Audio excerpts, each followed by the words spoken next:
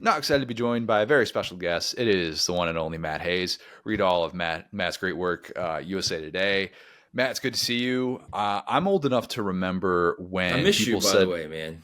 "I miss you. I miss you." Let's, you know what? Let's start there. You're right I because miss working usually with you, man.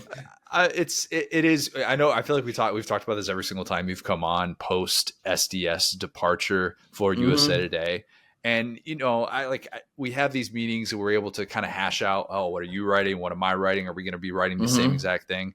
And I miss having someone that I could just write a totally different column from and be like, oh yeah, Matt and I don't agree on this at all. And it's a little bit deflating. It's kind of taking the wind out of my sails a bit. I miss hanging out with Liam Cohen's what I do. That's what I Hey, look, miss. you see him every week, right? You and Get Liam, to yeah, yeah. yeah, the Jacksonville connection there. I love it.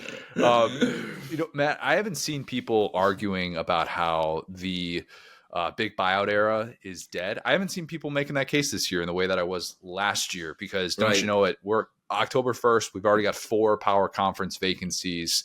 Where have all of these arguments gone? What happened to them? You know what's funny is we get into this situation where everybody's like, "Well, there's no more money. There's no more money, man. Come on. Look. You can't look. We got to pay players now. Okay, there's no more money. I'm trying to get money for this or for that, and I need a new softball stadium, and there's no more money. And then within a year, it's like, all right, we're going to fire him, and we're going to pay him 15 million to leave, and we're going to go hire another guy for 10 million. There's always money in the banana stand. Always. Always. And anyone who thinks there's not is out of their mind, man. Always money. Just got to search the sofa cushions. It's It's there. It's always the there. thing is it's not. It's the only difference between the NFL and college football is you have like basically multiple owners instead of just one owner that's got to reach into his pocket. You've got multiple. Now most schools have like one main guy or one or two main guys, but there's multiple guys that can get you where you need to be. If you need to pay someone, if you need to buy someone out, you need to fire someone, you need to hire someone. There's money everywhere. We've got 4 power conference vacancies. We're going to fill them all today. You and I, we're going to put on our AD hats. That's All right. the exercise. Let's do it. Yeah. We'll get to all that. But before we kind of, map out potential candidates and who we would hire, give me your opinion which job is best between UCLA, Oklahoma State, Virginia Tech, and Arkansas. Oh my gosh. I've always thought Arkansas was a really good job. And it's look, I look at that place and I look at a fantastic campus, great facilities, a lot of money with 2 really big families that, the Reynolds and the Walmart family. That's a lot of money there, man. And I think they'll give more for the right guy, for the right coach, the guy that can get everybody on the same page. They haven't been able to find that. We all thought Sam was that guy after the 9-4 season, and it just kind of never materialized. So I think there's potential in that job. That's a difficult job. There's no doubt about it. The fact that Hunter Yurachek came out, about a week and a half ago and said that, it's a difficult job doesn't help. I don't know No, why it he would doesn't. say that, but doesn't help. But yeah, I there's a lot of difficult. UCLA is a really difficult job. That's I wouldn't put that anywhere near Arkansas. I just think that you can get to the point where if you're at Arkansas, I think you can get to the playoff. I really do with the right guy. So I would What's say going to Arkansas. what's going to end up being the most attractive vacancy in this cycle? Because Florida's the obvious answer at this point, but I'm curious if you think a job like Clemson could become vacant because Dabo entertains the NFL, or if there's something else you had in mind. Well, first off, who says Florida's going to be vacant? Okay, that's first things first. Matt, come on. Come on. So if you didn't fire him last year, right? No, I'm kidding. I think Virginia Tech. I want to go back to Virginia Tech real quick. That's probably the easiest path because it's the ACC and because they have things in place there. I'm not sure the money's there, but I think again, if you get the right guy, you can find money. People will suddenly, oh, there really is money. So I think that's probably the easiest path. I mean, to me, that's like if Dan Mullen wins like 11 games at UNLV, if I'm Virginia Tech, I just sprint to go get him. because he's figured out how to win tough places like Starkville, like Las Vegas. So yeah, he would be. I mean, to me, that's a perfect fit for that spot. And what would see? I'm already like all lost. We get this all the time when we talk. Like you go off on tangents. What was the original question again? The original Because I question was blew it.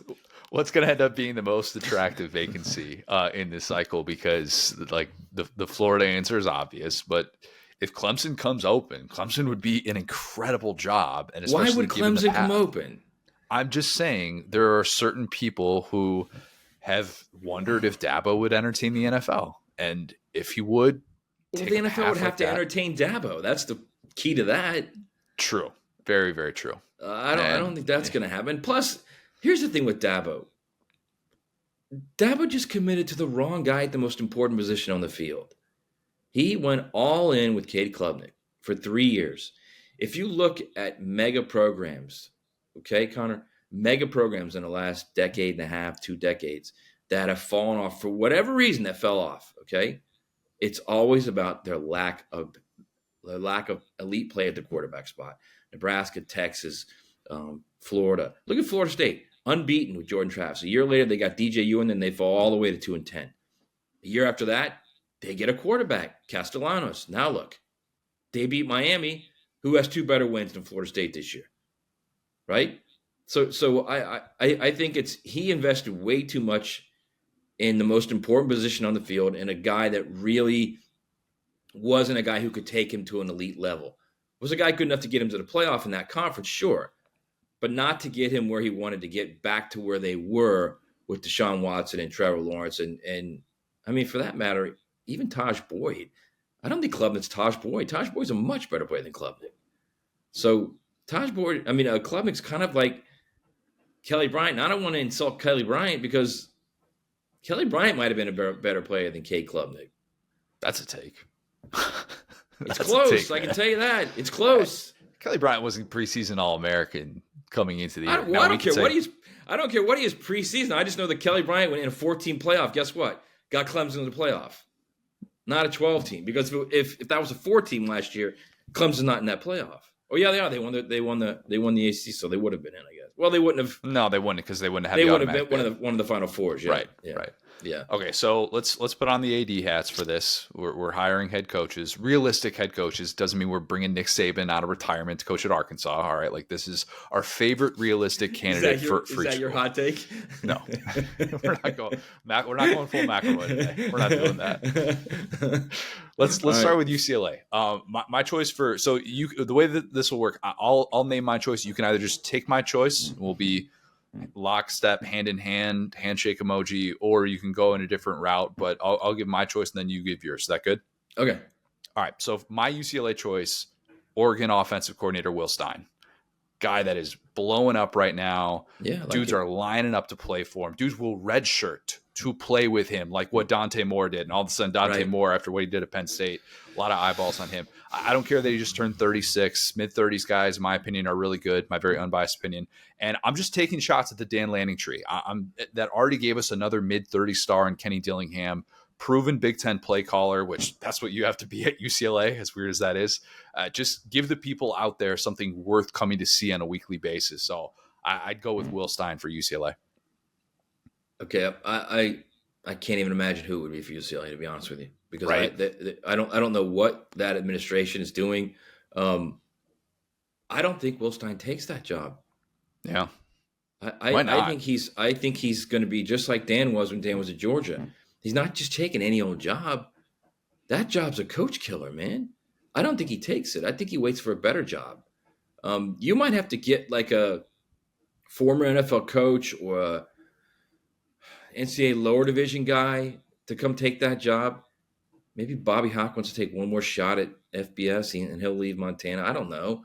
But, I mean, who wants that job right now? They're $200 million in debt. I mean, it's not what it once was. Not even close. Yeah, I don't. God, I mean, they might end up having to like hire D'Anton Lynn or someone like that because I'm not sure who takes that.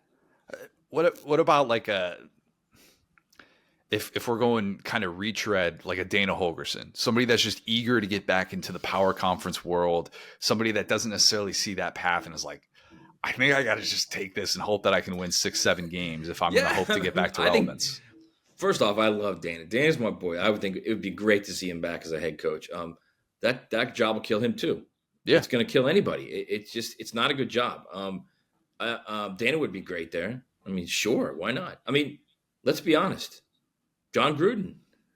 If you're literally looking for a place for John Gruden and you're looking for a desperate program that's not going to get who they think they can get, why not? makes more sense in Arkansas. I'll tell you that.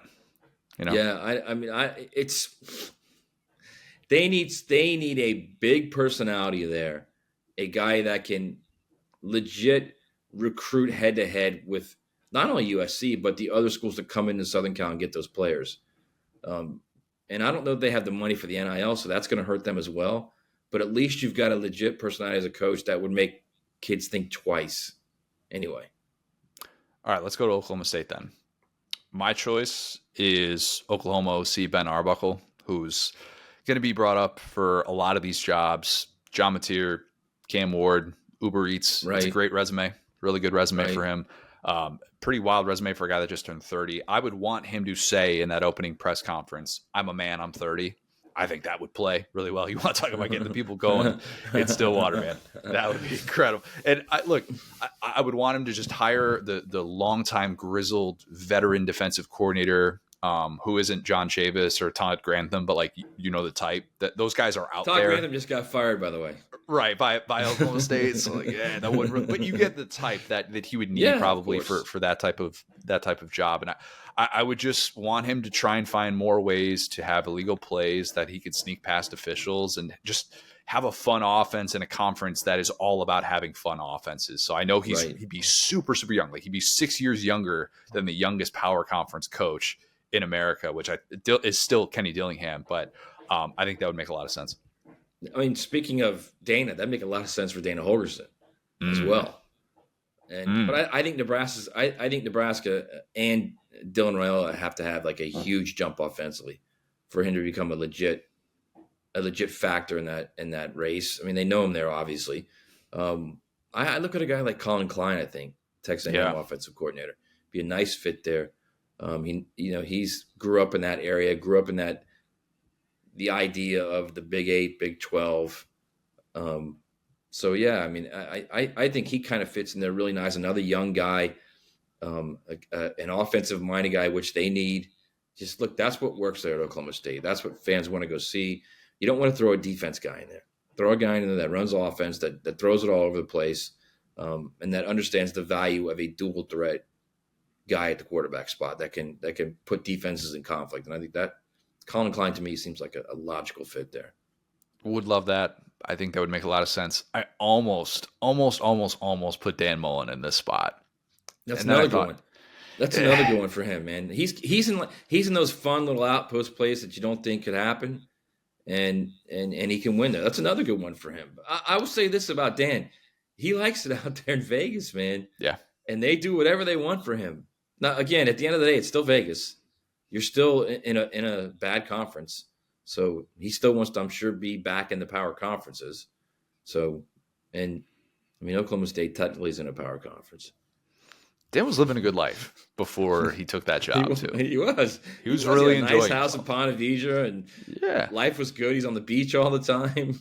Yeah, like he was sitting pretty, and the buyout money that certainly helped. He had the good media gig, and would do the studio stuff, was good at it. Like he didn't have to take that job, so I think he still wants to get back into it. But he'd be fascinating. The only reason I would push back on that is just of that lining up. They wanted someone that was going to be able to embrace the NIL stuff, which Gundy was clearly like not on board with this new era as much as they hoped he would be.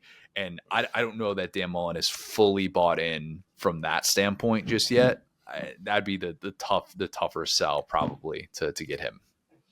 Yeah, but again, I think if he puts the right guys around him, he gets a GM that he lets the GM deal with all that stuff, man. You deal with the salary cap, you deal with paying players. I'm just going to coach ball.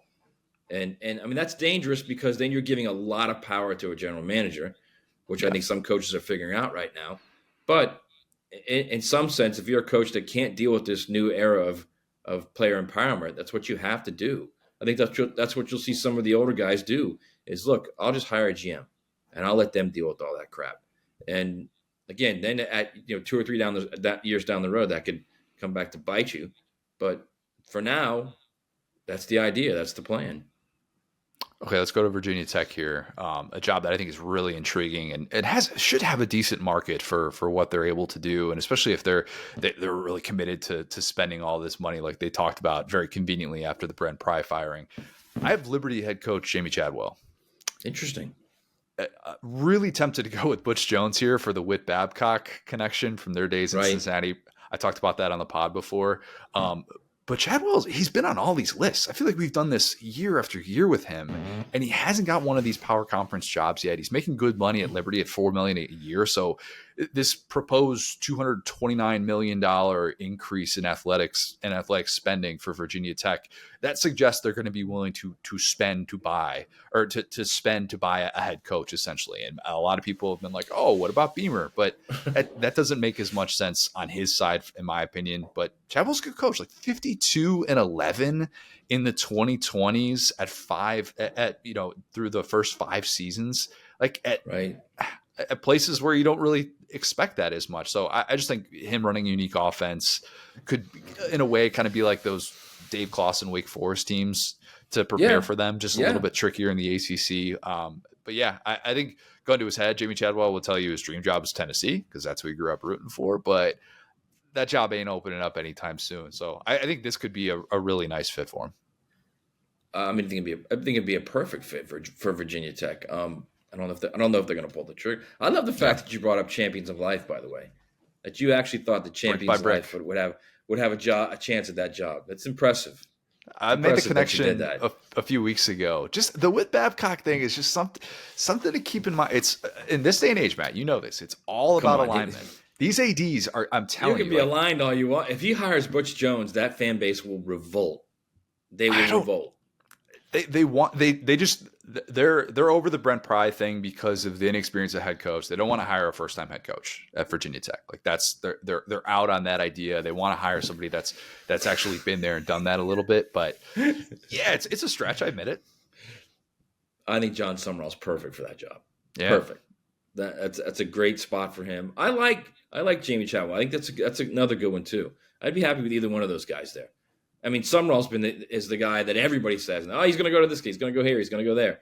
If he truly does have that opportunity, he should go to a spot that fits who he is and fits what he's about. Because in this era of player empowerment, I mean, you've got to go where you feel most comfortable, not where you think, all right, well, it looks like they've got this and they've got that, because they may not have it in a year or two. So you got to go where you're comfortable, and that place and that environment there, Virginia Tech, is perfect for him. John Summerall is just going to be on every single list, no matter what. He is, dare I say, the closest thing, not from a personality standpoint, but just for how he's being talked about. He's the closest thing I can think of to like 2015, 2016 Tom Herman, where it's that guy that's just going to be on every single list. And when he decides it's time, he's going to have his pick of the litter. And Tom Herman, the last 10 years, he just turned 50 this offseason, is like out of FBS football, basically. And I'm not saying that it ends up like that for John Summerall, but just the it guy at that level that everybody, you heard Lane Kiffin talk about it last week, about how that guy's getting an SEC job very, very soon. Kentucky fans will be devastated if he goes somewhere else other than coming back to Lexington. But yeah, it'd be hard to imagine a world in which John Summerall is not a power conference coach at this time next year. Yeah, I would agree with that. I think there's a couple coaches along that line as well. Summerall's certainly a guy that has that SEC vibe to him. But, I mean, that Kentucky job's not easy, man. No. It's not. The Arkansas job, not easy. Yeah. So again, if you're John Summerall and you have your choice, you have your pick, I think you have to, assess, all right, well, where am I going to be in 4 years, 5 years? Now, if you're going to do it just to get paid $8 or $9 million and you get a $40 million deal, then that's fine. That's fine. Or a $50 million deal, then that's what you want. That's fine. But if you're concerned about where you are as a coach and where you are in your career, that's a difficult job to say yes to. Both those jobs are, actually. Let's end with Arkansas. my choice for this, pretty well documented. I've been on this train for a while. I think Alex Golesh. I think Alex Golesh should be a great fit there. Friend of the program, of course. I Of don't think course. people didn't realize like the uphill battle that he had at USF, and like we've lived in this state for a while, so like we've kind of seen the ebbs and flows that have happened. But I think for the casual fan, they look at that program and think, well, they had success in the 2010s, and they had a moment with Right. Willie Taggart and Charlie Straw. Like they were 4-29 in the 3 years before he arrived. That was a rebuild of what he was doing there. And he's got to rebuild ahead at Arkansas. Like their roster turnover has just been so bad the last few years. And I just think that when you do that at a group of 5 place in this day and age in college football, your biggest challenge facing the rebuild once you actually do it is then keeping those guys on your roster. And like he's Right. done that at a very, very high level. And Arkansas has struggled to retain talent, even though clearly like they've been strapped for cash at certain points to be able to fund that roster. So he's hungry. I think he would thrive in that setting. And his wife, Alexis, yes, it's Alexis and Alex Golesh. Not only is she from Arkansas, she flies back there on a monthly basis to do consulting work for nursing homes, which is a little bit say Wow. anything ish for me. I don't like. We don't need to go down that road. I'm sure she's above board. She's good, but that was my first thought. I just think all those pieces make it a good fit for him at this time in his life. Who's the bigger doppelganger for you? Is it Golesh or is it Cohen? We've addressed this. I'm a little bit of a hybrid between the two. He's got more red in his natural hair than me, but with the facial Right. hair and when I grow it out, I could see it. He's got I the could full definitely see it. beard too, and Liam doesn't have the full beard. He Liam's got tries. just like the Liam goat. admits that I have a better beard than him. He's admitted Yeah. that many a time. He's got too much of the neck Yeah. crap going on here. It Yeah. doesn't look as He good. doesn't clean it up at all either. Yeah, he Alex doesn't is, care. Alex is like he's like finely groomed. He gets the haircut once a week, and then when he doesn't, he's got the hat on. He's Right. he likes to maintain the look, but he's the real deal. Like I've been a believer for a while. He's freshly coiffed, is what you're saying. Yeah. Whereas exactly. Liam is just more like ball coach. Right. All right, back to Arkansas. I always get us off on tangents, man. I'll tell you what. Just by what Hunter Yurchik said in that release, that Coach Petrino has said he's interested in the job and will be considered. Why would that be part of your original release? It's so weird. I'm going to tell you why. Because they can get him for like $4 million, and he's the guy everybody knows. I can tell you this. Years ago when I went there, I went there and did a story on Bielema, who was taken over, and I won't say who it was, but a high-placed Arkansas official said, we can't swear on this podcast, can we? Fire away. Fire away. Okay. It's not really a bad word. So If you got kids in the car, just let them know. You're muffled right now. So he said, the deal with Bobby is he's a great coach, and everybody knew he was an a-hole, but he was our a-hole. Yeah. See, I didn't swear for that. That's And good. I think that's kind of look, Bobby's a great coach. Bobby is not the easiest guy to get along with. There's no doubt about that. No right? way. I've never heard that. Never heard that. So I think you can get Bobby cheap because he wants it badly, and you go 3-4 years, see if it can work. If it doesn't, then you kind of banked a little cash to go find someone where it will work, and you structure the deal where we'll give you a 4-year deal, but it's you're not getting anything. If you lose, that's it. We're not paying you $1. It's not going to be this huge $20-30 million buyout. I'm just throwing that out there, man. I'm just throwing it out there because there's no reason for Hunter to say that in his release. There's no reason. All you got to do is say, we're going to start a nationwide search tomorrow. That's it. That's all you got to say. Why would you put Bob Petrino's name in that release? You don't have to, but you see how people react to it. Of course. That's what all these ADs are looking to do right now. They want the feelers out there. They want to see how people are going to react. Alignment is so important. How are people behind scenes in your athletic department reacting to that? You just get a little gauge, get a little feel for it. It doesn't mean he's fully committed to that. I can't imagine I will tell you this. 100% set on that. This is my thought process, and this is just us spitballing, okay? My guess is, and it's just a guess, okay? There's nothing factual about this. We're just like fooling around. Clip it. Is that the Reynolds and Walton families really like Bob Petrino. That would be my guess. And Wow. if you hire Bob Petrino, then suddenly they're all in. They're all in. Whereas if you hire just some guy that you don't know anything much about or no one knows much about, they're going to reserve a little bit. Because, Connor, why would he put his name in that release? There's no reason to. None. It's just simply, we will start our search as soon as possible. Period. Bob Petrino's our interim coach. Bob has expressed his desire to be the head coach. Of course. Well, so have 300 other people. Hunter, what does that mean? I'm telling you right now, he's going to be the coach there at Arkansas. You wait and see. Let's end on that. I mean, unless they completely implode and they finish, 2-9.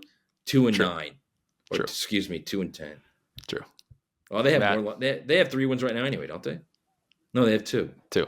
Just 2. Yeah. We'll see. Matt, you're the best. I just threw us completely off there, man. All right. I love it. Right. That's the walk-off. That's how we end with this. That is. Appreciate it, man. We'll talk soon. All right, bro. Good to see you.